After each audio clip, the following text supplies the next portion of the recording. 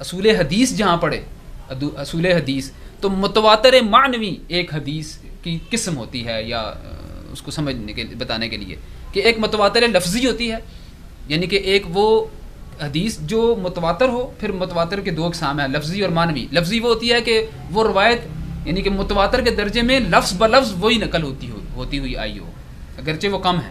اور معنوی وہ ہوتی ہے کہ جس کے اندر مفہوم وہی ہو، الفاظ بے شک دوسرے ہوں، تو اس کو متواتر معنوی کہتے ہیں.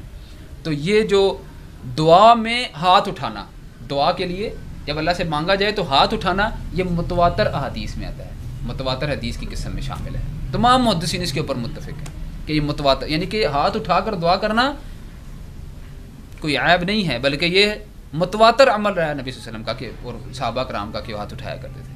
ہاں پھر ساتھ یہ بھی عرض کرتے چلیں کہ نبی صلی اللہ علیہ وسلم نے فرض نماز کے بعد اجتماعی اور انفرادی دعا نہیں کی ہے، یہ اس کے اوپر بالکل اپنی جگہ پر. لیکن دیکھیں ہر ایک چیز کو اپنے مقام پر رکھنا، اعتدال، توازن، اس کے اوپر ہم بھی متفق ہیں ان کے کہ واقعی نبی صلی اللہ علیہ وسلم نے نماز کے بعد ہاتھ اٹھا کر دعا نہ اجتماعی نہ انفرادی کی ہے. کیوں؟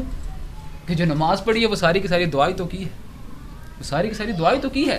اس کے بعد اذکار ہیں، اس کے بعد استغفار ہیں، اس کے بعد اللہ تعالیٰ سے کہ یہ عمل کر بیٹھے ہیں اس کو تو قبول فرما، استغفار کرنا ہے کہ اللہ تعالیٰ اس میں کمی بیشی رہ گئی، اذکار ہیں.